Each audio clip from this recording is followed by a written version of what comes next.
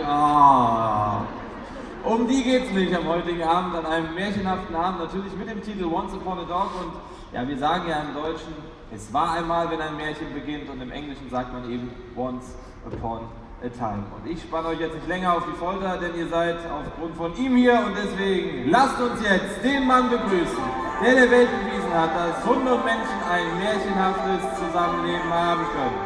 Hier ist er, der Mann. Mit einem großen Applaus begrüßt ihn den Hundeflüsterer, Mr. Caesar Müller!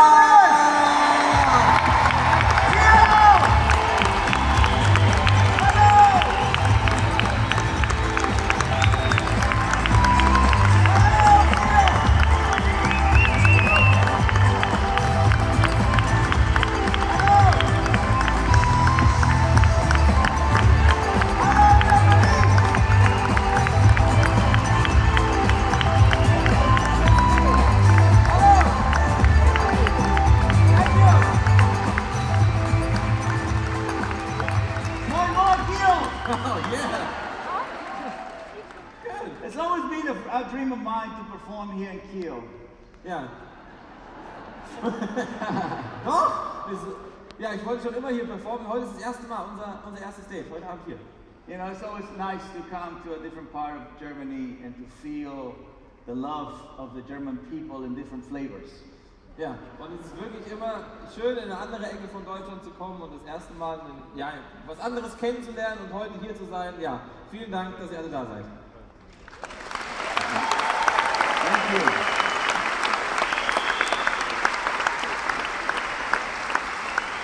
Thank you so much. You know, when I was little, I used to go to the library all the time because I wanted to learn all about the breeds of dogs. I never ever imagined that I was going to come to the home of the Rottweilers. I was walking of the Dachshund. It's just, as a dog guy, it's just an amazing feeling to be in a land that loves dogs so much. Yep. So, thank you so much. Ja, früher als ich klein war, da saß ich tatsächlich auch immer in der Bibliothek und habe mir Bücher angeguckt und habe alle Rassen kennengelernt, vor allem auch die Deutschen, zum Beispiel Rottweiler. Und deswegen, dass ich jetzt hier in einem Land sein kann, ja, in dem Hunde so geliebt werden, freut mich sehr, und dafür auch nochmal vielen, vielen Dank. Yeah.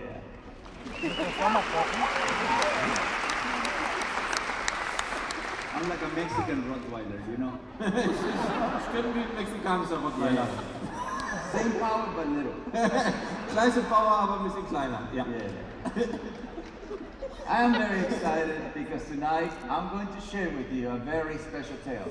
Ja, ich freue mich sehr, heute Abend mit euch ein ganz besonderes Märchen zu teilen.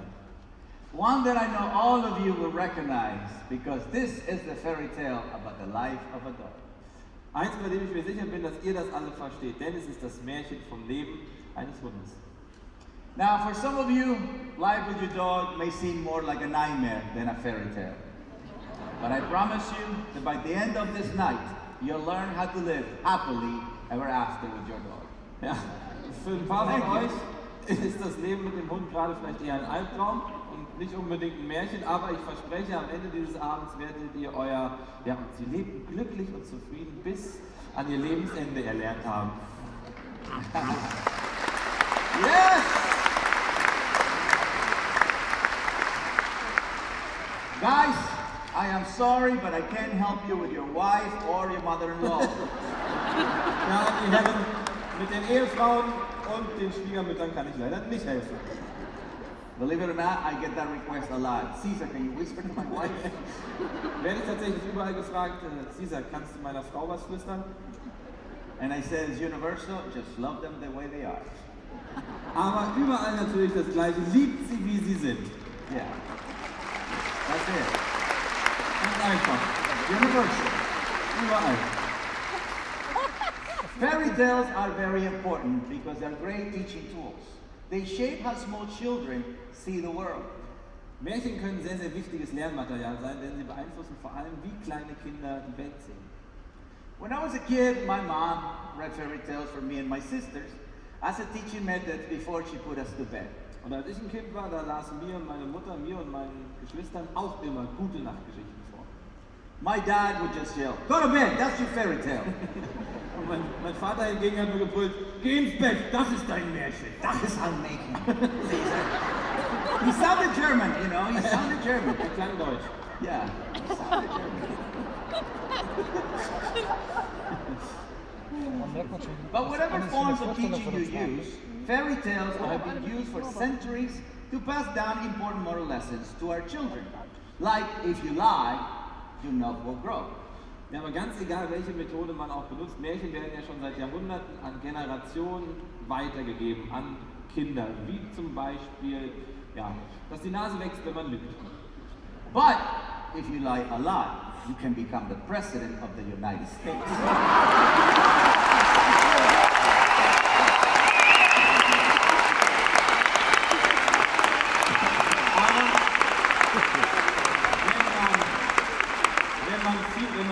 Wenn man sehr viel lügt, dann kann man der Präsident der Vereinigten Staaten von Amerika werden. Sehr viel. See, some of us live a nightmare, not a fairy tale. Ja, das ist eher ein Albtraum und kein Märchen. Tonight is a journey to understand how the dog developed all the magnificent qualities we love them for, like unconditional love, respect, and loyalty. Ja, und der heutige Abend, der ist eine Reise, um zu verstehen, wie der Hund alle seine wunderbaren Qualitäten entwickelt hat, für die wir ihn ja verehren. Wie seine bedingungslose Liebe, sein Respekt und seine Loyalität. Loyalität. Ja. Perfekt. Loyalität. Like Sexy Wort anscheinend. I'm gonna open a bar that says the Loyalität Bar. Also bald gibt es die Bar von Cesar Milan, die Loyalität Bar. Wir sehen uns alle nachher da, Leute. Sexy and loyal. Sexy und loyal. Die Loyalität Bar. Why not? You need to understand how these qualities evolve over time. From a dog early wolf beginnings to the present day of trusted members of our families. Ja, und ihr müsst verstehen, wie sich die Qualitäten mit der Zeit entwickelt haben. Vom frühen Wolf bis zum heutigen Tag als ein vertrautes Mitglied unserer Familie. This is the story of a dog's life, and stories as best told through fairy tales. It's a tale full of joy and frustration, of love and despair. Ja, und das hier ist die Geschichte vom Leben eines Hundes, welche sich natürlich am besten als Märchen erzählen lässt. Eine Geschichte voller Glück und Frustration, voller Liebe und Verzweiflung. Of loud barks at 3 a.m. to let you know it's time to pee, and wet licks to the face to let you know how much they miss you. Ja, eine Geschichte voller Bellerei um 3 Uhr morgens, damit ihr Bescheid wisst, dass es Zeit für Klo ist. Und eine Geschichte voller feuchter Küsse ins Gesicht, damit ihr wisst, wie sehr er euch vermisst hat. Kill, welcome to Once Upon a Dog!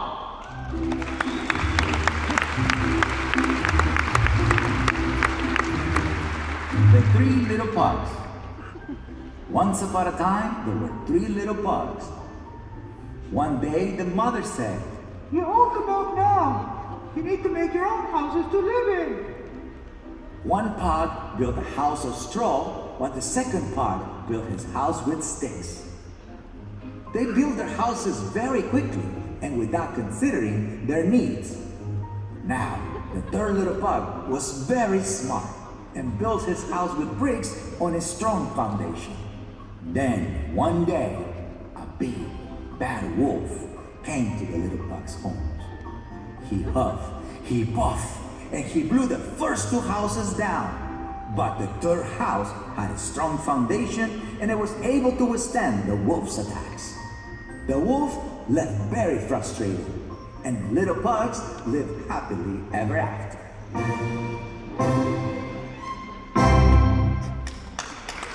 Thank you! Our tale of the 3 little pugs is a lesson about the importance of building a strong foundation for your relationships, including the one with your dogs. Ja, unser Märchen, der 3 kleinen Möpse, ist die Lehre darüber, wie wichtig es ist, ein Fundament für eure Beziehung zu legen, einschließlich der zu eurem Hund.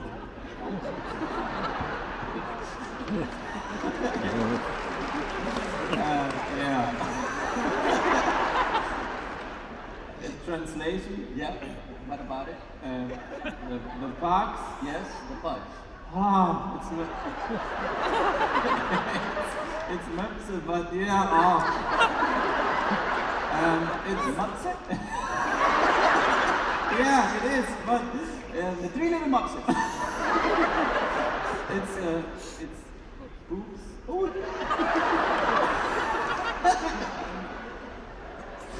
Bark means boobs in German? Yeah, no, yeah. Oh, sorry. You German people. Willkommen in Deutschland.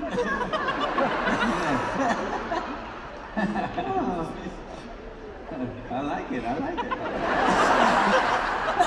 Ich mag kleine Hunde. I will not look at bugs the same anymore. Ich gucke mir die jetzt immer anders an. Thank you, Kyo. I appreciate that. Ja, vielen Dank dafür.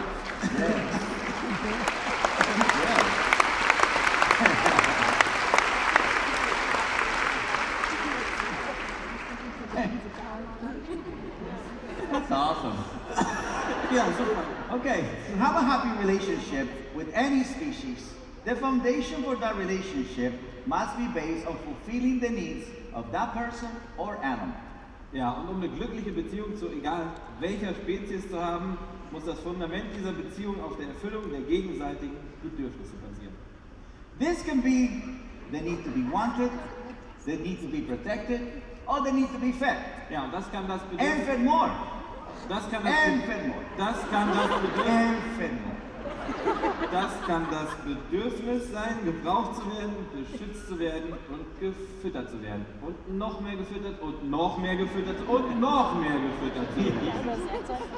Fulfillment in our relationship is what it's all about. Have you ever tried to be in a relationship with someone who does not fulfill your needs? Don't answer that, just think about it. Erfüllung ist natürlich das Wichtigste in einer Beziehung. Und habt ihr schon mal versucht, in einer Beziehung mit jemandem zu sein, der eure Bedürfnisse nicht erfüllt? Nicht antworten, nur drüber nachdenken. Yeah. The truth is, those relationships are one we don't want or we have no choice about. Ja, und die Wahrheit ist, das sind eben die Beziehungen, die wir nicht wollen oder bei denen wir keine Wahl haben.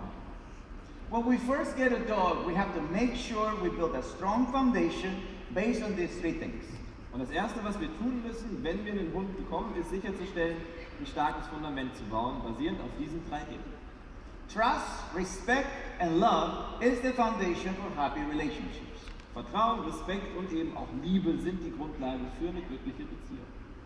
Now, if your relationship is built from temporary emotional feelings or selfish intentions, like I'm lonely and I need a dog to keep me company, you may be happy for a moment, but it doesn't create a very strong relationship. Wenn dann aber eure Beziehung auf kurzzeitigen emotionalen Bedürfnissen und egoistischen Motiven basiert, wie zum Beispiel, ja, ich bin gerade alleine und ich brauche einen Hund, der mir Gesellschaft leistet, dann ist man wahrscheinlich für einen Moment glücklich, aber baut damit eben keine starke Beziehung auf. Let me illustrate what I see most of the time. Ja, und ich zeige euch jetzt mal, was ich meistens beobachte. There is this lady I know who recently broke up with her boyfriend. Und da ist jetzt diese eine Frau, die hat sich vor kurzem von ihrem Freund getrennt. So she went into depression, so she started to eat ice cream. Tons of it. Und sie wurde leicht depressiv und hat angefangen, Eis zu essen. Sehr viel Eis. Tonnen. She even started inventing new flavors by combining different types of ice cream, like Mamba Cuckola. That's mango, vanilla, cookies, and chocolate at the same time. Ja. Und die hat auch angefangen, neue Geschmacksrichtungen zu entwickeln, indem sie einzelne Eissorten zusammengepackt hat und alles auf einmal gegessen hat. Und dann kam sowas raus wie Mango, Mamba Cuckola. Mango, vanilla, cookies, and Mamba chocolate. Kilolade, we say, Yeah. we say in German here. Okay. So she called me. She was hysterical because she gained 2 kilos. Also rief sie mich an, ganz hysterisch, denn sie hatte 2 Kilo zu. So my first thought as a very sensitive man was, I'm on the phone, right? What does that have to do with me? Of course I didn't say that because I'm a gentleman. Und zuallererst habe ich gedacht, ich war am Telefon gerade, was hat das bitte schön mit mir zu tun? Aber habe ich nur gedacht, ich habe es nicht gesagt, ich bin ja ein Gentleman. So being logical as a classic guy, right, I thought what she wanted was to get back to her spelt self and to know which dog would be the best to join her jogging or exercising. Und ich habe logischerweise gedacht, wie ein Mann halt dann so denkt in dem Moment, ja, sie will wieder ein bisschen dünner werden, zu ihrem fitten Ich zurückkehren und braucht einen Tipp, welcher Hund denn der beste ist, um mit ihr zum Beispiel joggen zu gehen. But I was wrong. Aber ich lag falsch. She actually asked me to help her pick up a dog because she was lonely and wanted a cuddle buddy.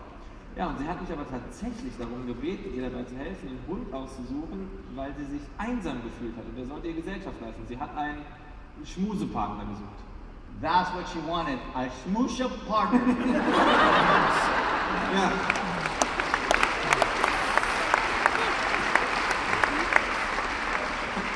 She didn't want to lose weight. She wanted to smoosh with somebody. Ja, sie wollte kein Gewicht verlieren, sie wollte einfach nur Schmusch. So sagen wir das. Smoosh. Typical So German word. Yeah. So you see, she was trying to recreate the connection she used to have with her boyfriend with a new connection with the dog. Ja, und ihr merkt, was passiert ist. Sie hat versucht, die Verbindung, die sie mit ihrem Freund hatte, mit einer neuen Verbindung zu dem Hund zu ersetzen. Plus, she knew the dog would not judge her. He would just love her. And if the dog snores at night, she would think it's cute. Ja, und sie wusste ganz genau, dass der Hund sie nicht verurteilen würde. Er würde sie einfach nur lieben. Und wenn dann der Hund nachts schnarcht, dann wäre das einfach nur süß. Guys, do you notice that when the dog snores, your woman will say, "Don't wake him up." But if you snore, wake up! Ja. Vielleicht ist das dem einen oder anderen manchmal mal aufgefallen, wenn der Hund da liegt und schnarcht, nicht aufwecken. Yeah. Aber wenn der Mann dann schnarcht, dann sagt die Frau auch ganz schnell mal, mach auf! You see, this would be a weak relationship based solely on the emotional needs of the human. But the needs of the dog were not even considered. Ja, und das wäre natürlich eine schwache Beziehung gewesen, die ausschließlich auf den emotionalen Bedürfnissen des Menschen, aber eben nicht auf den Bedürfnissen des Hundes basiert hätte. Strong relationships are built by satisfying the mutual needs of the human and the dog. This worked really well for all species, except for the cat, who only pretend to care about humans. Ja. Starke Beziehungen basieren darauf, gegenseitig die Bedürfnisse des Hundes und des Menschen zu erfüllen. Das funktioniert eigentlich bei jeder Spezies ganz gut, außer bei Katzen. Die tun nur so, als würden sie einen brauchen. So you have a cat and a dog, and you ask the same question to both. Cat, would you like to go for a walk?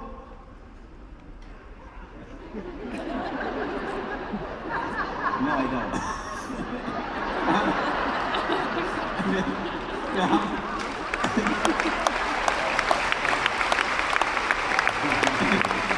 Beispiel, wir haben Hund und Katze und fragen die gleiche Frage zur Katze. Und Katze, willst du Gassi gehen?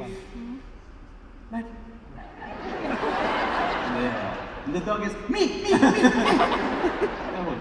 You don't even have to ask the dog, right? Then you go and ask the cat. Cat, would you like to do some activities like so you can challenge your mind and you know help humans like search and rescue?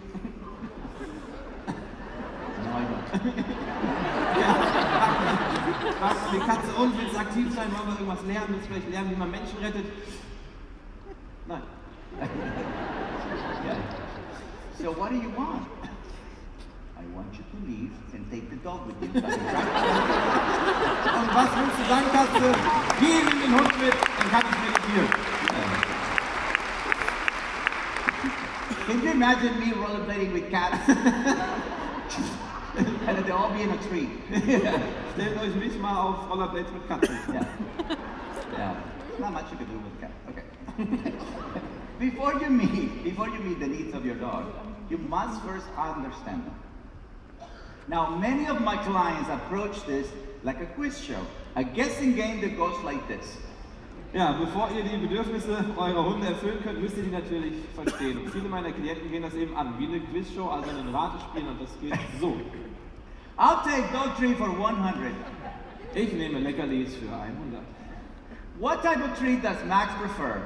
Beef, free-range chicken, or he just wants to shoot the shoe? Welche Sorte Leckerlis mag denn nun Max? Mag er Rind, mag er Freilandhuhn oder mag er einfach nur Schuhsohle kauen? Now, what the human is trying to guess what the dog wants, the dog already knows your needs. Probably better than you know them yourself. Ja, und während der Mensch noch versucht zu erraten, was denn der Hund eigentlich will, kennt der Hund eure eigenen Bedürfnisse schon. Wahrscheinlich sogar besser als ihr selbst. He knows how you want to be greeted in the morning, how you feel when you watch your sitcoms, whether you like a person who just walked into your house. Ja, und er weiß, wie ihr am Morgen begrüßt werden möchtet, wie ihr euch fühlt, wenn ihr eure Lieblingsserie guckt und ob ihr den Menschen mögt, der gerade in eure Tür reingekommen ist. Now, did you ever ask yourself why your dog knows you better than your wife, your sister, and even you know yourself? Und habt ihr euch schon mal gefragt, warum euch euer Hund eventuell besser kennt als euch eure Schwester, eure Frau oder ihr euch auch selber? Humans are influenced by the intellect and emotions, which unfortunately lie to us most of the time. Und Menschen sind beeinflusst von ihrem Intellekt, von ihren Emotionen und die belügen sie eigentlich die ganze Zeit.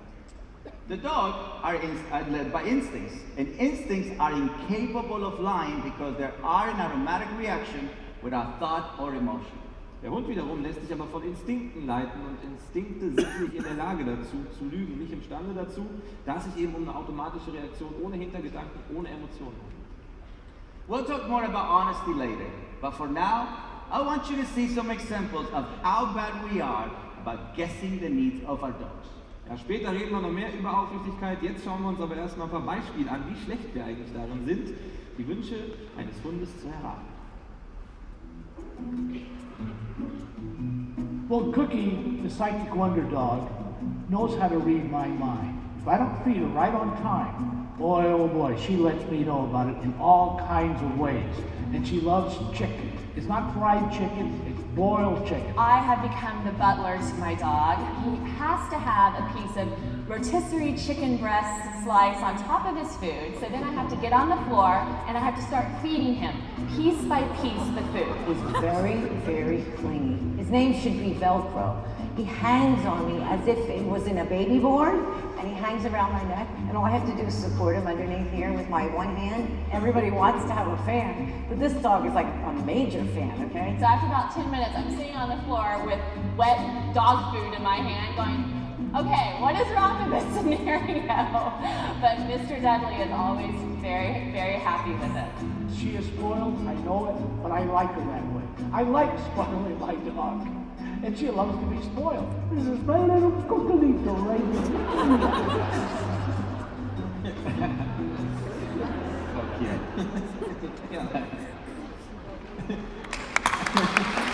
Come on, Gil. You see, dogs are very simple. We make them complicated. Ja, ihr seht, Hunde sind eigentlich sehr einfach gestrickt, aber wir machen sie kompliziert. They have three basic instinctual needs. Also sie haben drei wesentliche instinktive Bedürfnisse. Survival is the first need. Das erste Bedürfnis, Überleben. About 25,000 years ago, one ancestor of ours, probably a Mexican, realized that if he trained the wolf to track prey and guard his camp, he won't need to work so hard. Ja, vor ungefähr 25.000 Jahren hat ein intelligenter Vorfahre, wahrscheinlich ein Mexikaner, herausgefunden, dass es nicht so hart arbeiten müsste, wenn er denn den Wolf dahin trainiert, das Camp zu bewachen und Beute aufzuspüren. Over time, the trained wolf evolved into a dog and became domesticated. Humans and dogs had a harmonious relationship, meeting each other's needs. Und mit der Zeit hat sich dann der trainierte Wolf zu einem zahmen Hund entwickelt und der Mensch und der Hund hatten eine harmonische Beziehung und erfüllten gegenseitig die Bedürfnisse. Then men evolved. Over time, we no longer needed the dog to hunt and guard for us. Und der Mensch hat sich weiterentwickelt und nach einiger Zeit haben wir dann den Hund nicht mehr benötigt, um für uns zu jagen oder uns zu bewachen. We moved out of the cave into bigger man caves with barbecues and big screen TVs. And in the process, our dogs became unemployed. Ja, und wir sind aus Steinzeithöhlen in größere Männerhöhlen gezogen, mit Barbecues, Großbildfernsehern und in diesem Prozess wurde der Hund dann arbeitslos. So they had to find a new purpose. Also mussten sie natürlich einen neuen Lebensinhalt finden. Now, being a couch potato is not a purpose. Aber ein Stubenhocker zu sein, ist kein Lebensinhalt. This may work for millennials, but it doesn't work for dogs. Because they need real jobs that give them a sense of accomplishment and builds their confidence. Mag vielleicht für die 2000er-Generation funktionieren, aber eben nicht für Hunde, denn die benötigen richtige Jobs, die ihnen das Gefühl von Errungenschaft geben und vor allem das Selbstbewusstsein stärken. I meet a lot of insecure and unhappy dogs. And at the root of that insecurity is a human who hasn't given them a sense of purpose. Ich treffe sehr, sehr viele unsichere und unglückliche Hunde und deren Wurzel der Unsicherheit liegt in einem Menschen, der ihnen eben keine Daseinsberechtigung gibt.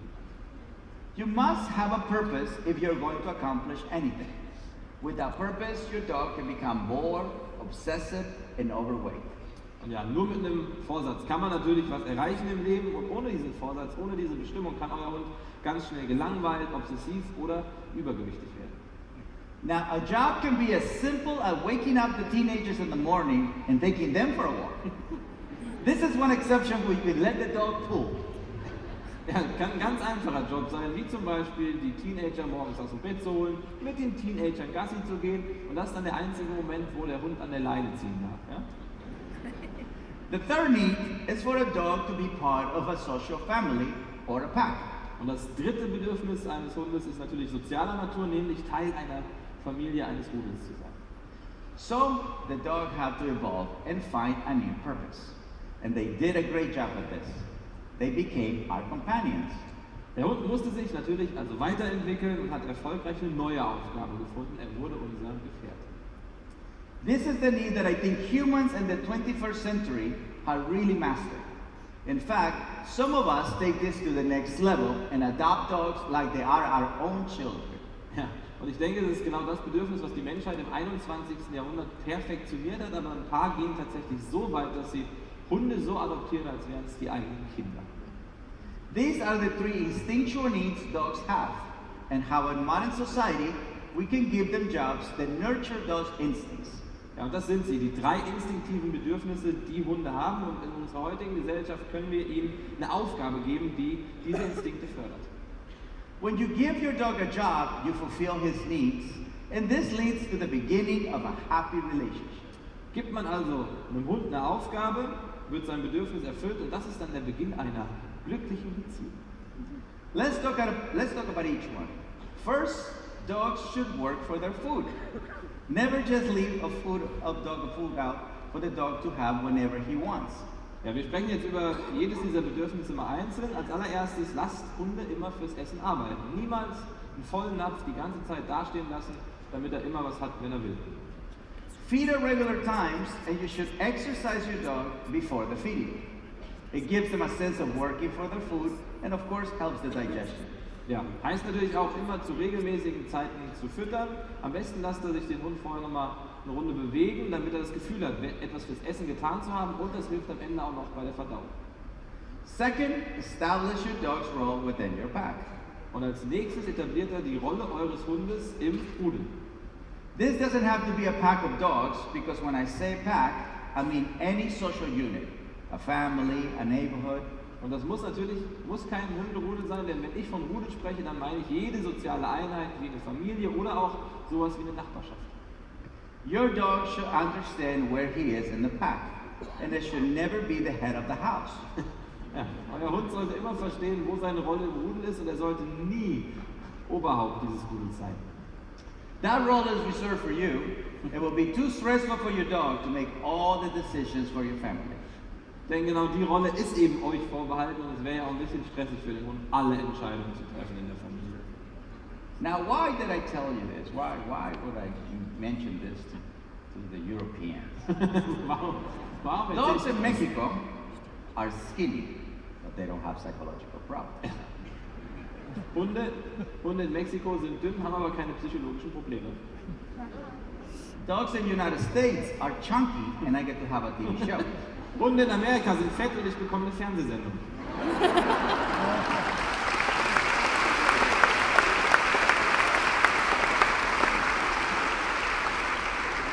They're not working for their food. They're not exercising. They have, the humans over there, they leave food out. So the dog have like a big ass buffet. Also die Hunde arbeiten da nicht für ihr Essen, die machen keinerlei Übungen, die haben immer irgendwie wie bei so einem Buffet in Las Vegas Essen für sich. Immer. Yeah. With Europeans, you don't have to tell them to walk. Europeans, as soon as they're born, they get a backpack and they begin walking. In Europa muss man niemandem erzählen, wie man spazieren geht, weil sobald wir geboren werden, haben wir den Rucksack auf und gehen wandern. You just have to tell the Europeans to slow down. Where are you going? I'm going for a walk. Let's get you.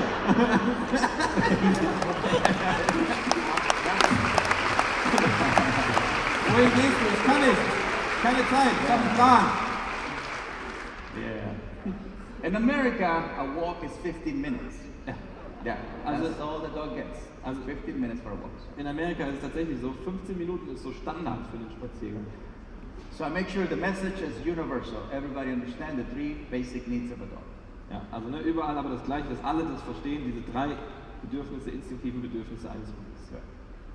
Now third, every relationship begins with a greeting. Ja, jetzt kommen wir zum dritten und letzten Punkt. Wirklich jede Beziehung, egal wo, beginnt mit einer Begrüßung. With a begrüßung.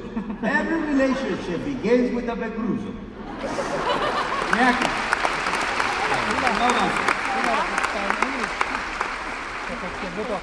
The greeting can be the very first time you meet a dog. Or the greeting you give each other when you first wake up in the morning. Ja, das kann die Begrüßung sein, wenn man dem Hund zum allerersten Mal begegnet, oder die Begrüßung, die man sich jeden Morgen gibt. Let's see the way humans greet dogs with different energies and in different situations. Und wir schauen uns jetzt mal an, wie Menschen in verschiedenen Situationen Hunde mit unterschiedlichen Energieleveln begrüßen.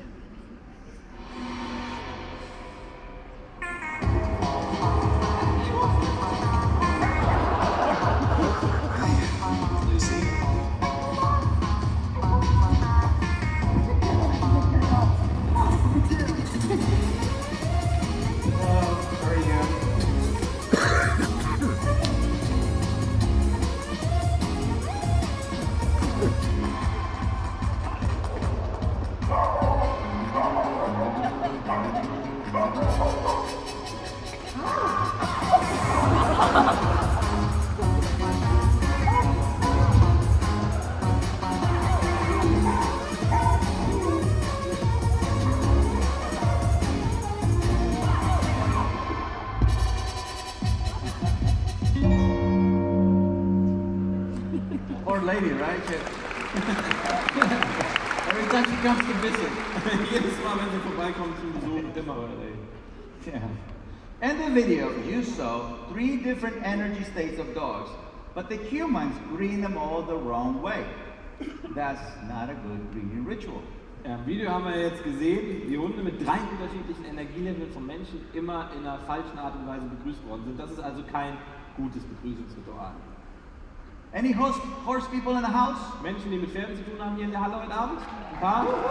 Ja. All right, horse people have very good begrüßungs. Also Menschen mit Pferden machen das sehr gut. Yes, because it's a big horse. Ja, denn es ist ein sehr großes Tier. Right. So when a horse person is going to teach a child how to be with a horse for the first time, they ask the kid to be quiet and calm. Ja, wenn man zum Beispiel einem Kind beibringt, wie man sich einem Pferd vorstellt oder sich mit einem Pferd begegnet, dann sagt man dem Kind natürlich, bleib ruhig, nimm irgendwie Abstand, also ganz ruhig beim Pferd. They also make sure the horse gives space, and that's respect.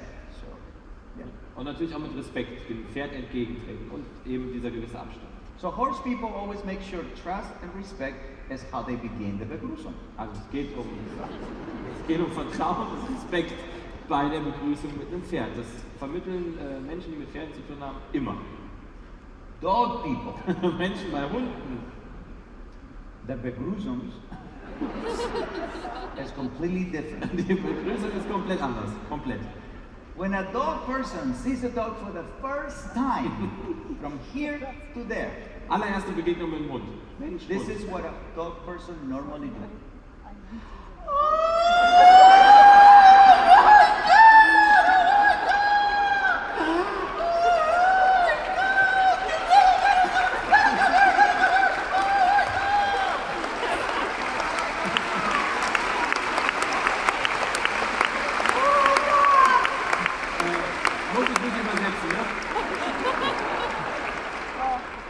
Can you imagine to do that with a horse? Stellt euch das mal mein Pferd vor.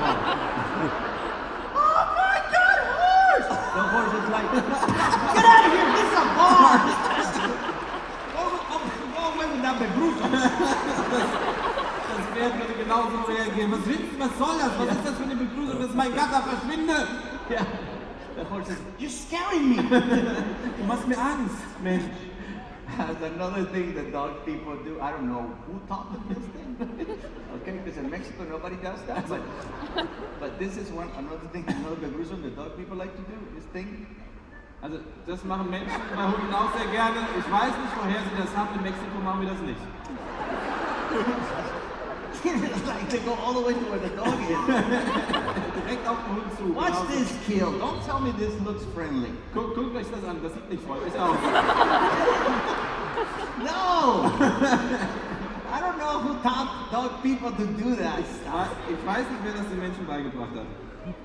Everybody knows the dog sense of smell is the most powerful thing they have. Weiß ja jeder, der Geruchssinn von einem Hund ist der stärkste Sinn, den sie haben. Yeah. The dog can smell you from there to here, no problem. This is unnecessary. Der Hund kann euch von da nach da riechen, das bringt nichts. You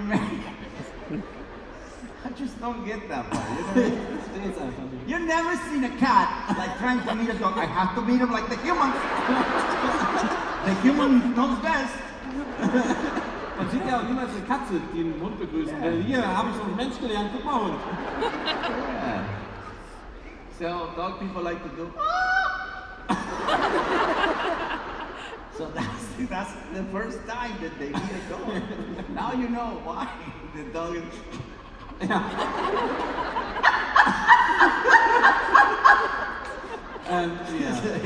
Jetzt versteht man auch, warum der Hund so ist. So horse people do it right. Ja, also Ja. Menschen mit Pferden machen es richtig. I'm not saying not to be excited. What I'm saying is first calmness, then excitement. Und ich sage natürlich nicht damit, dass man nicht aufgeregt von Hund sein darf, aber erstmal Ruhe reinbringen und dann irgendwann wieder aufregen. So calmness is trust and respect. Excitement is just excitement. Ja, Ruhe ist natürlich Vertrauen und Respekt und Aufregung ist halt einfach Aufregung. So think of it this way from a more mechanical point of view. So a gas pedal in a car is excitement and the brakes is the calmness. Ja. Also aus mechanischer Sicht im Auto zum Beispiel ist die Aufregung das Gas und die Ruhe die Bremse, klar. So my clients have a dog with no brakes. Und viele meiner Klienten haben Hund ohne Bremse. You get it? Ja, haben wir? You understand it? Yeah. Yeah, but Yeah. it's that simple, right? Yeah. Eigentlich ganz einfach. Yeah. So let's see how we can gain the trust of an excited dog by having a good greeting ritual. Ja, und wir schauen uns jetzt mal an, wie man das Vertrauen eines aufgeregten Hundes gewinnen kann, indem man eben ein gutes Begrüßungsritual hat. Please welcome Petra with Easy. Hier ist jetzt Petra zusammen mit Easy.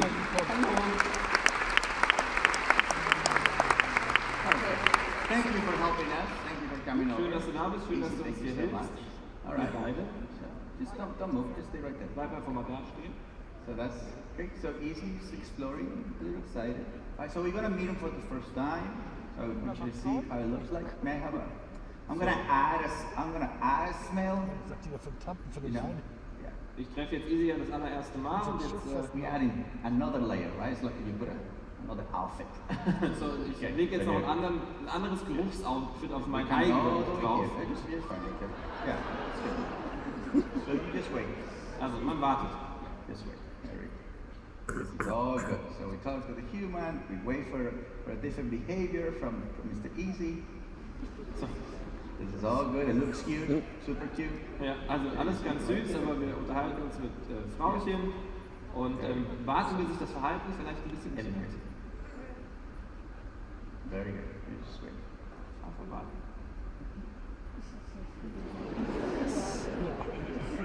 It's short up a little. Genau, ein bisschen kürzer. I'm just going to shorten up the option. That's it. Try to find out how to get it, right? Also irgendwann wird sie rausfinden oder versuchen rauszufinden, wie sie denn da an das Essen kommt. It's figuring it out. Gerade überlegt sie, wie schafft sie das? He practiced this a lot, that's why. This is very, what he normally does every day. We're just waiting for him to calm down a little bit. There you go. Also jetzt, wir warten darauf, dass es ein bisschen ruhiger Just wird. switch it. Ein bisschen ruhiger wird es jetzt gerade schon. Langsam. It's okay. I want you to see the shift, how the volume of the excitement is going down. Also ich will euch nur zeigen, wie langsam die Aufregung, auch wenn sehr langsam, runtergeht, sich runterregelt. So ganz langsam. Very good.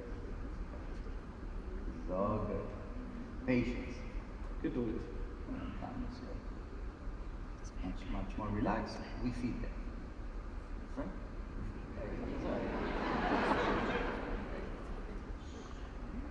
Bring it back.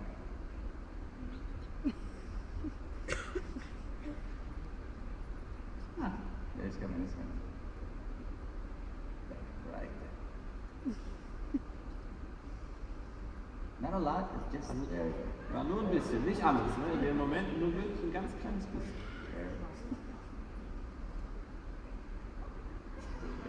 Thank you. Vielen Dank an dieser Stelle. Februar, easy. He practiced this a lot, right? So he's constantly, he gets attention because he's doing this all day. Hat sie sehr oft so gemacht, immer aufgeregt, immer. So he doesn't know how to get attention by calm down because nobody has practiced that. But this is what most of the time people like to do when they're practicing, calmness. Sit, sit, sit, sit, sit, sit, sit, sit, 9, sit, sit, no, 9, lie, flat.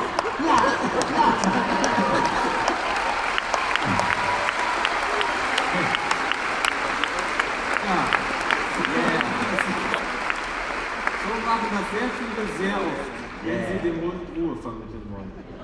When you move the smell away from the dog, he's gonna go like, where are you taking that? Natürlich fragt der Hund, was soll das? Wohin gehst du mit dem Geruch? Was machst du da? Right? So the smell is going. Then the human goes, sit. So the dog goes, I can't. Seriously, I can't sit. Everything is moving so fast. Kann der Hund nicht ruhig bleiben? Wie soll ich sitzen, wenn du das machst, Mensch? Yeah. So, thank you for laughing. Danke fürs Lachen. They told me that, if I go to the north of Spain, people are going to be quiet, but thank you, you proved them wrong. Mir wurde erzählt, im Norden ist man ruhiger, stimmt nicht. Vielen Dank. It's just labels, right? Ja. Vielen Dank.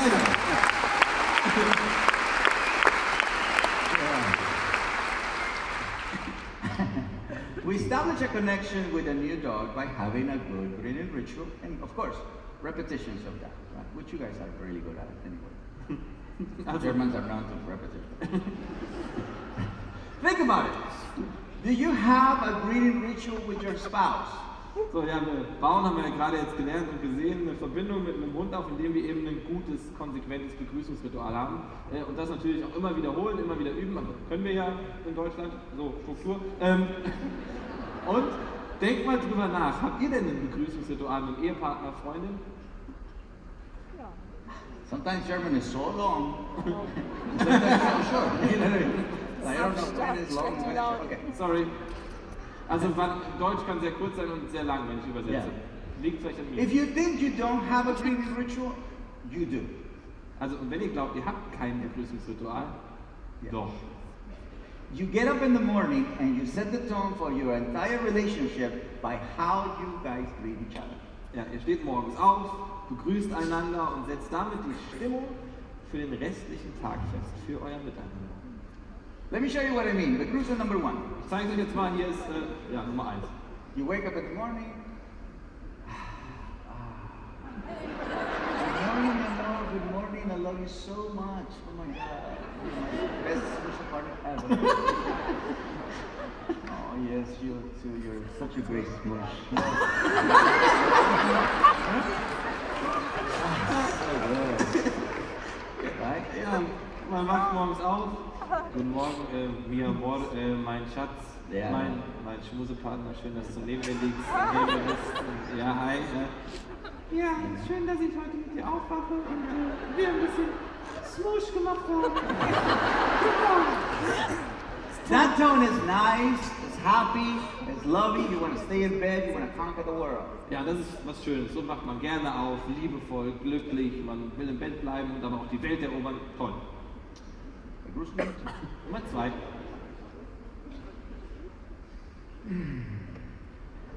Baby, the kids are not home. Let me sleep.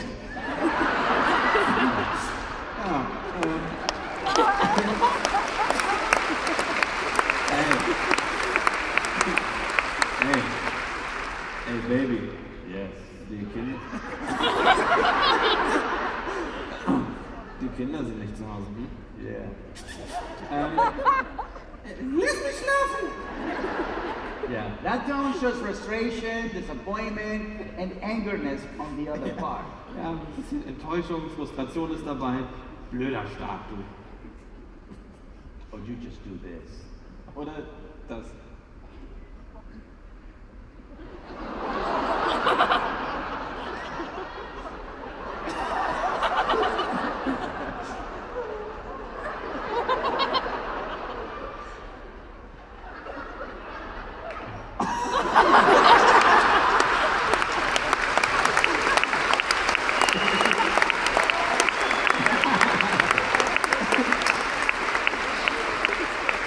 Thank you, Gil. Thank you, Gil. Yeah! That's a tone of indifference and boredom. Ja, das ist komplette Langeweile und Gleichgültigkeit. Yeah. It's the same thing with a dog. Oh, das gleiche gilt aber halt auch für den Hund. This is how my clients like to wake up in the morning with their dogs. Und so machen das meine Klienten sehr gerne, wenn sie morgens aufwachen, direkt mit dem Hund. You want to go pee pee? And the dog, yes, I got it, Bob! Let's go pee all over Gil! Let's go! Und der Hund natürlich, ja, ich pinkel alles voll, ganz viel, alles, All over! And that's the energy for the rest of the day. Und das ist die Energie für den Rest des Tages. The energy and the Yeah. rest of the day. The cruise zone energy the rest of the day. Ja. Now that we learn how to greet each other, next we have to create structure in the relationship. So, jetzt haben wir ja gelernt, wie man einander vernünftig begrüßt und als nächstes muss eine Struktur im Zusammenleben festgelegt werden. If the foundation for a happy relationship is built by meeting each other's needs, then rules, boundaries, and limitations are the structure that builds the future of your relationship. Und das Fundament für eine glückliche Beziehung liegt eben in der gegenseitigen Erfüllung der Bedürfnisse. Regeln, Grenzen und Einschränkungen formen dann auch die Art und Weise des künftigen Zusammenlebens. Let's see what happens when a dog is missing one of them. Und wir schauen uns mal an, was denn passiert, wenn dem Hund die Strukturen fehlen.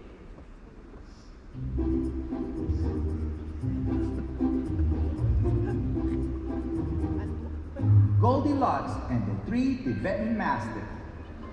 Once upon a time, there was a beautiful golden retriever named Goldie. Her parents loved her very much, and she became very spoiled. One day, she decided to go for a walk in the forest. She came upon a house and barked.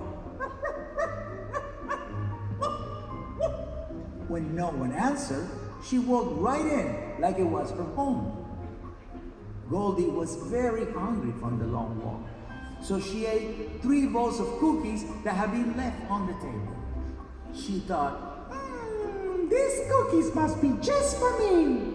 After she finished eating, she felt a little tired, so she walked into the bedroom where she saw 3 beds. These beds must be made just for me, she thought. So Goldie lay down on the first bed.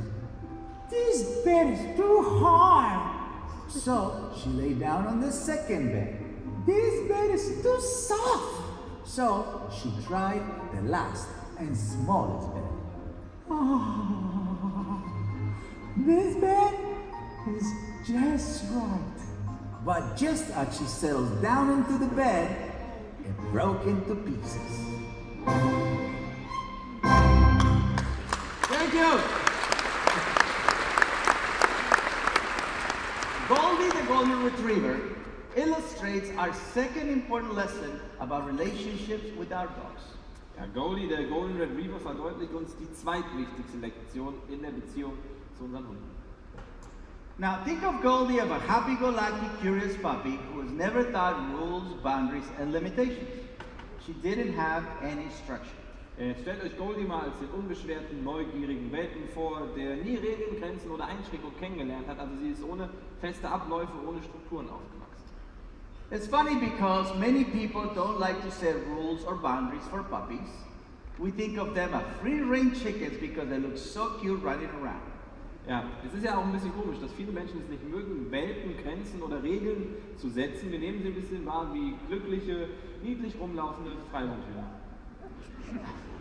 But puppies do need rules, boundaries, and limitations. And when we fail to teach them that as puppies, they quickly grow up with behavioral issues. Aber gerade Welpen brauchen eben Regeln, Grenzen und Einschränkungen. Und wenn wir darin versagen, ihnen das als Welpen beizubringen, dann wachsen sie ganz, ganz schnell mit Verhaltensstörungen auf. I want you to meet Taki and Joanne, two Greek friends of mine who didn't know how to set any structure anywhere. Everything in their house was a free-for-all. Ja, und ich möchte euch jetzt Takis und Joanne vorstellen, zwei griechische Freunde von mir, die einfach nicht wussten, wie man Strukturen festlegt. Alles in deren Haus war allen immer zugänglich. I'm Joanne Christopoulos, and I'm married to Tom Christopoulos. We've been married for 33 years, and we have 3 little bijons. We call them the moos. Moo means mine in Greek, Everything's moves. but you used to call me Kukamoo, and I lost that title too. No to more. her. Yeah, you know more. My husband thinks Monomoo is human, okay? So much so that he had him baptized Greek Orthodox. I really wish my husband would discipline dogs a little more because, not a little bit, a lot more. Energy. You think his energy is really annoying to people. It's annoying. They're like little gangbangers. I go to bed after he does, usually, because he falls asleep and I'm up for a while. Then when I get into the room, I try to go to bed, and here I have one on my pillow, one next to me, one on the other side. And then my husband, there's absolutely no room for me. I feel like I'm being kicked out. I want to go to sleep, okay? Okay, get out. Okay. But especially with Kukla, that's her. She comes between us, and she'll put her face on my husband's face and her paw on him and puts her back to my face. I can't sleep like that. I really can't. Come on, girl. Come on. Let's go. Come on, little bit. It's okay. Now, I really am at my wit's end here. There's no privacy in this house. There's nothing but chaos. And these dogs are just coming between us, if you know what I mean.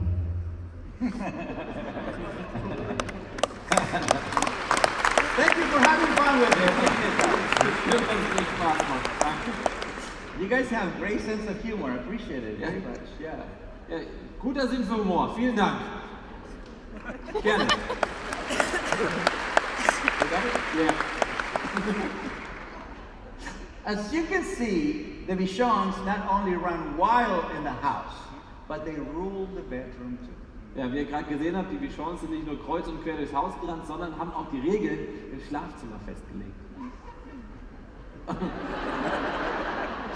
You are always going to be invited to my show. Also ihr könnt gerne immer wieder kommen zu meinen Shows.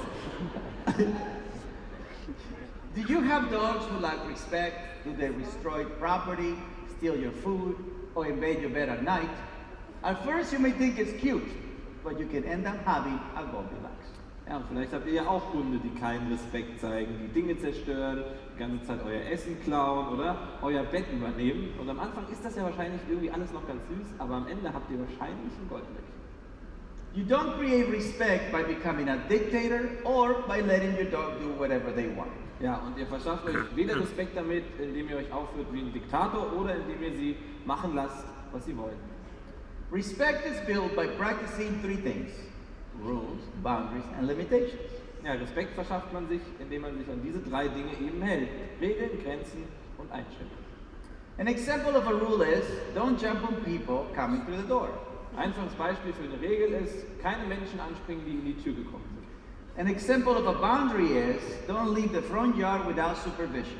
Beispiel für Grenzen setzen ist, nicht den Vorgarten ohne Aufsicht verlassen.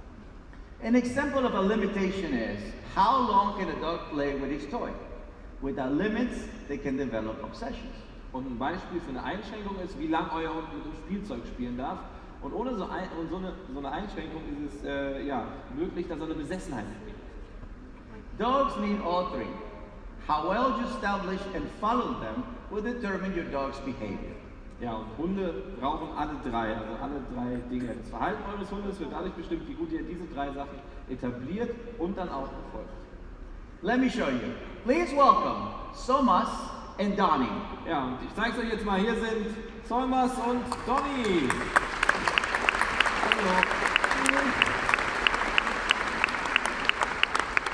Hi. Hi. So, tell us about. Also erzähl mal, was hat er so für ein Problemchen in Anführungszeichen? Donny ist ein kleiner Balljunkie und total aufgeregt, immer wenn er Bälle und Spielzeuge sieht. Und, Yeah. ja. He loves toys. Yes.